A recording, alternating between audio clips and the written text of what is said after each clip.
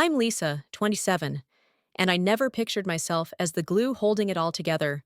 While others my age chase careers or sort out their futures, I'm stuck balancing my own life and bankrolling nearly everything my family demands.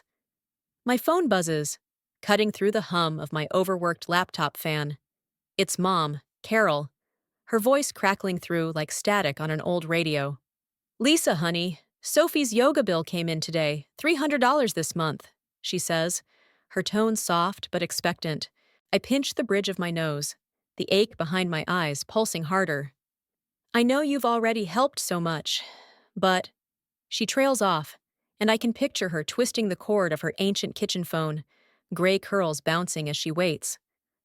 I sigh, propping the phone between my ear and shoulder, my fingers already tapping into my banking app. How much this time, Mom? I ask, my voice flat. The screen loads, $300 out, another dent in my savings. It's the same dance we've been doing for months, ever since my sister Sophie, 30 and 3 years my senior, decided her life was over. A year ago, she had what Mom calls a career setback. That's sugarcoating it. Sophie had a meltdown when her coworker got the promotion she'd been chasing at her PR firm. I can't believe they picked Lauren over me, she'd sobbed, collapsing onto my couch, mascara streaking her pale cheeks. Her blonde hair was a tangled mess, her blue eyes puffy with tears. I've been there 5 years, Lisa. 5 years of kissing ass. I'd rubbed her back, my new apartment smelling of fresh paint and pride, thinking she'd pull it together. She didn't. That was 12 months ago, 7 months of processing, then 5 more of her scrolling job boards, rejecting anything that didn't offer remote work, a 6-figure salary, or creative freedom. Meanwhile, I'm the one keeping the lights on at our childhood home, an hour outside Seattle, where she still lives with Mom and Dad. Greg, my dad, never says much, just nods when Mom thanks me for the grocery money or the rent check. Sophie's yoga's really helping her, Mom says now, her voice brightening as I hit send on the transfer. She's finding her zen, you know? I stare at my screen, the balance dropping lower, and mutter, Sure, Mom. Zen. From where I sit, it looks like Sophie's finding excuses while I drown in deadlines. My desk is a mess. Coffee mugs, sketch pads, a half-dead succulent I keep forgetting to water. I lean back, the chair creaking, and catch my reflection in the dark window. Pale skin, dark circles under my green eyes, shoulder-length black hair pulled into a messy bun. I look tired. Feel it too. Last week, I took on 2 extra clients just to cover Sophie's latest emergency, a new yoga mat and some overpriced leggings. My boss, Rachel, popped by my cubicle today, her short brown bob swinging as she grinned. Lisa, you're a machine. Don't burn out, okay? She said, clapping my shoulder. I forced a smile, the weight of her words sinking in. Burn out. I'm already smoldering. I glance at a photo pinned to my corkboard. Me, Mom, Dad, Sophie, smiling at a lake last summer. Back when I thought helping was what families did. Now it's a one-way street, and I'm the only one driving. The phone beeps. Mom's hung up, probably to tell Sophie the money's sorted. I close my laptop, the silence heavy, and wonder how long I can keep this up before I break. The hum of my car's engine is a steady comfort as I weave through Seattle traffic, my mind drifting from the client pitch I'm late for to the Hawaii trip I've been planning. It's a gift for Mom and Dad, Carol and Greg. A chance to see them smile without the worry lines I've watched deepen this past year. I've booked a beachfront hotel on Waikiki, surfing lessons for Dad. He's always loved the ocean. And a luau with hula dancers for Mom. She's obsessed with tropical vibes. Every detail's paid for with my overtime cash, and I can almost taste the pineapple cocktails we'll share. My green eyes flick to the dashboard clock, 10:32 a.m., and I press the gas a little harder. Then it happens. A deafening screech of metal, a jolt that snaps my head forward, and the world spins. A truck, red, hulking, slams into my driver's side, glass shattering like confetti. Pain explodes in my hip, sharp and searing, and my vision blurs. Sirens wail somewhere distant. Paramedics shouting, "Stay with us!" Bright lights flash overhead. then nothing. When I wake, I'm in a hospital bed, the antiseptic smell stinging my nose, my body a throbbing bruise. Tubes snake from my arm, and my left leg's in a brace. Dr. Chen, a short woman with jet black hair and a clipped voice, looms over me. "Emergency hip surgery," she says, peering at her chart. "It went well, but you're here for a while." I'm still groggy, my black hair plastered to my forehead with sweat, when the door swings open. Mom shuffles in, her gray curls bouncing, clutching a bright blue beach tote she bought for Hawaii. Dad's behind her, his broad shoulders slumped, gray hair mussed. Sophie trails last, her blonde hair tied back, blue eyes darting around like she's bored. "Oh, Lisa," Mom says, her voice oddly calm. "You look rough." I swallow, my throat scratchy from the breathing tube. "I'm okay," I rasp. "But the trip, I'm so sorry. We'll postpone it. I'll cancel everything today, and we can go when I'm better." I expect a nod, maybe a hug, something warm. Instead, Mom adjusts her tote strap, her blue eyes avoiding mine. "No need to cancel, honey. Your dad and I talked. We're still going. You can rest here, and we'll take Sophie instead." My heart stutters, the monitor beeping faster. "What?" I blink, sure I've misheard through the painkiller haze. Sophie steps forward, her voice casual. "You were supposed to watch the house anyway. Since you can't, hire someone reliable." Dad shifts, staring at his shoes, silent as ever. The words hit harder than the truck. I stare at them, Mom's tote screaming vacation, Sophie's smug tilt of her head, Dad's cowardice, and feel my chest cave in, not from the surgery, but from a betrayal so raw it burns. "I planned this," I whisper, my voice breaking. "I paid for it, all of it." Mom pats Sophie's shoulder, oblivious. "Sophie's been through a lot. She needs this break too." They wave, like it's nothing, like I'm nothing, and walk out, the door clicking shut behind them. The room's silent except for the beep of machines, and I'm alone, my hands shaking against the stiff sheets. They're gone, off to sip Mai Tais on my dime, while I lie here broken. The sting of it twists deeper than any bruise. The hospital room feels like a cage, the white walls glaring under fluorescent lights as I lie there, my hip throbbing beneath the brace.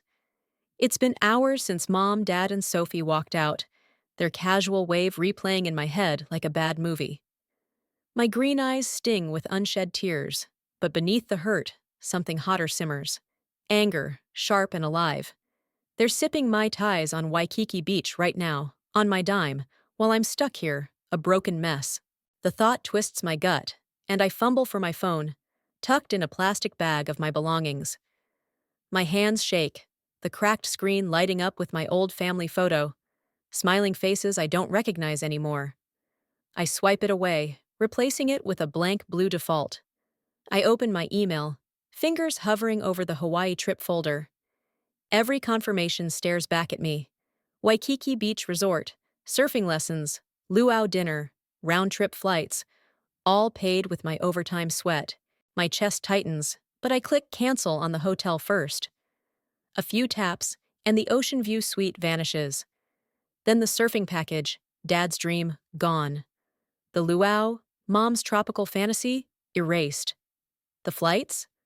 I pause, my thumb trembling, then hit cancel with a petty thrill.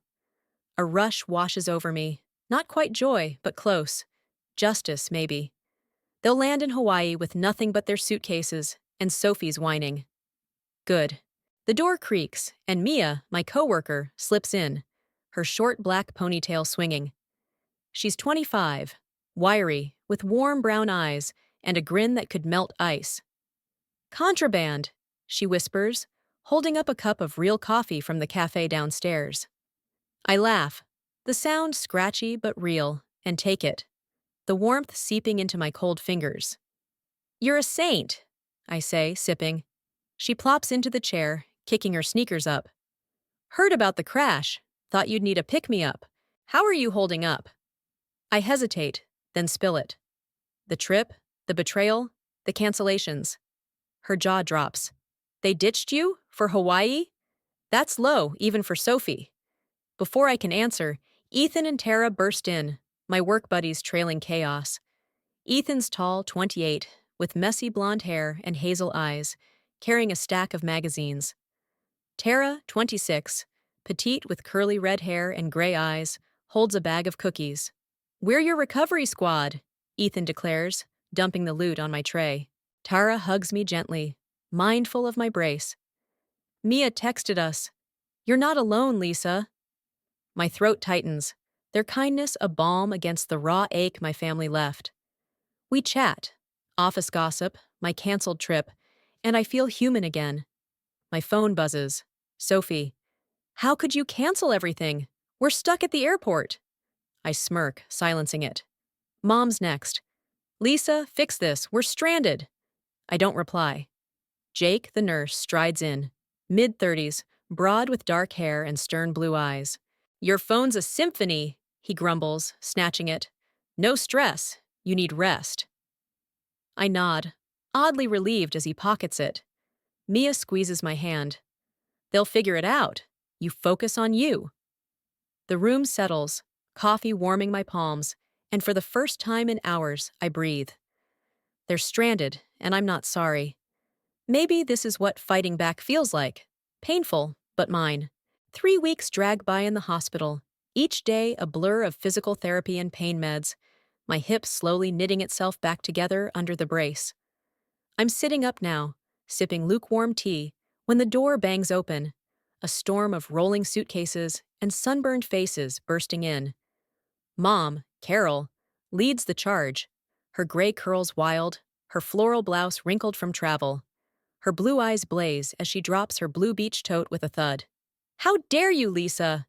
she shouts, her voice echoing off the sterile walls. Sophie's right behind, dragging the designer suitcase I bought her last Christmas, her blonde hair frizzy, blue eyes flashing with fury. Dad, Greg, hovers in the doorway, his gray hair mussed, tan face tight with embarrassment, saying nothing as usual. I blink, my green eyes widening, the tea trembling in my hands. Jake, the nurse, steps in front of my bed, his broad frame a shield. "Lower your voices. This is a hospital, not a circus," he snaps, blue eyes stern. But they don't care. Sophie throws her hands up, gesturing at my room. "She's fine here," she yells, her voice shrill. "Look at her. Clean bed, meals delivered. While we suffered in Hawaii. A roach-infested motel, Lisa, because you canceled everything." Her sunburned cheeks flush darker, and I feel the air shift, something inside me coiling tight. "Suffered?" I say, my voice low, but cutting through their noise like a blade. The room stills, even Mom pausing mid-rant. I set the tea down, my hands steady now, and lean forward, ignoring the ache in my hip. "Let's talk about suffering. For a year, I've worked myself ragged, paying your rent, Mom, your utilities, Dad, Sophie's yoga classes, while she sits home rejecting jobs because they don't have rooftop yoga or free smoothies. I planned Hawaii as a gift, spent months on every detail, paid for it all. Then I get smashed by a truck, need emergency surgery, and you— What? Ditch me to take Sophie, who hasn't earned a cent, on my vacation?" Mom's mouth opens, a flicker of shame crossing her face. But it's gone fast. "You can afford Hawaii anytime," she retorts, crossing her arms. "This might have been our only shot." Sophie steps closer, her smirk twisting the knife. "Besides, if you'd ended up crippled, you'd have canceled it anyway. I told them we should go while it was still paid." The words land like a punch, stealing my breath. Even Mom looks shocked, her hand twitching towards Sophie, but stopping. I don't hesitate. My fingers find the call button, pressing hard. "Security, please. I need 4 people escorted out and restricted from visiting." My voice is calm, steel wrapped in velvet. Mom gasps. "Lisa, don't you dare!" Girl, but the speaker crackles, and 3 guards file in, tall, stone-faced, uniforms crisp. "She's recovering from surgery," one says, voice firm. "You need to leave." Sophie glares, dragging her suitcase back. "You're heartless!" she spits. Mom's protests fade down the hall. "She's our daughter!" Greg trailing silently behind. The door shuts, and I slump back, my chest heaving. I grab my phone from the tray, Jake returned it yesterday, and blocked their numbers, one by one. Then my banking app, rent payments, utilities, yoga fees, all canceled with a swipe. The screen dims and I breathe. The weight lifting, my green eyes clear. They're gone, and I'm done. The hospital releases me after a month, and I hobble into my apartment on crutches, the air smelling of lemon cleaner and fresh flowers. My work friends, Mia, Ethan, Tara, cleaned it while I was gone, stocked the fridge, even left a vase of daisies on my counter.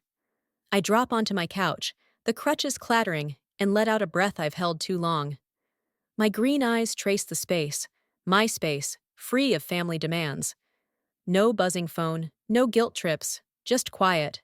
The brace on my hips a dull ache, but it's nothing compared to the lightness in my chest. Recovery's slow but steady. Physical therapy stretches into weeks, then months, my steps growing surer. Mia drops by with coffee, Ethan with bad jokes, Tara with playlists. Cousin Nora, 29, with wild brown curls and hazel eyes, brings homemade chili one night. "Heard what your folks did," she says, ladling it into bowls. "You're better off without them." I nod, the warmth of her words matching the meal. Work insurance covers my bills, and a settlement check arrives. More zeros than I'd dared hope. Rachel calls. "Take your time, Lisa, we've got you." Her gruff voice softens, and I smile, tears pricking my eyes. 3 weeks home, my phone buzzes. Carol's posted on Facebook. "Lisa's abandoned us, left us broke after all we've done." My stomach twists, but Nora's comment pops up. "You ditched her in the hospital for a trip she paid for." Truth hurts, Aunt Carol. More cousins chime in, spilling the real story. My year of support, Sophie's laziness, their Hawaii betrayal. The post vanishes, but screenshots spread. Sophie emails, "We're drowning. Rent's late. I can't afford yoga. Help us." I delete it, my finger steady. Mom tries, "We miss you, honey." Blocked. Dad's silence speaks louder than words. Blocked too. 4 months post-accident, I walk into the office, cane-free, my black hair swinging loose. My team's waiting, a massive cake on my desk, vanilla and chocolate tiers, topped with a tiny fondant, Lisa standing tall. "Welcome back," they cheer. Mia hugging me, Ethan slicing cake, Tara snapping photos. I open an envelope from insurance. Another payout, enough to breathe easy. That night, alone with leftover cake, I open my laptop. Hawaii calls, the same Waikiki hotel, surfing lessons, luau. But solo this time. I book it all, my heart racing with something new. Excitement, untainted by obligation. Confirmation emails roll in, and I grin, picturing myself on the beach, no one else's shadow dimming the sun. My phone lights up. "Mom, new number." "We're still family, Lisa. Talk to us." Then Sophie, "You owe us." I toss it aside, unanswered. Flowers arrive the next day, gaudy, expensive, their note begging forgiveness. Into the dumpster they go. I'm done carrying them. 3 months from now, I'll be in Hawaii, sipping pineapple cocktails, riding waves, dancing at a luau, making memories for me. My friends crowd my apartment that weekend, pizza boxes piling up. "To Lisa!" Ethan toasts, mug raised. Mia winks. "Solo Hawaii's gonna be epic." I laugh, the sound free, my green eyes bright. Standing at my window, city lights twinkling below, I delete old family photos from my phone. No more anchors. Hawaii's waiting, and so's a life I choose, built on my terms, with people who see me. I'm not broken anymore. I'm whole, and it feels damn good.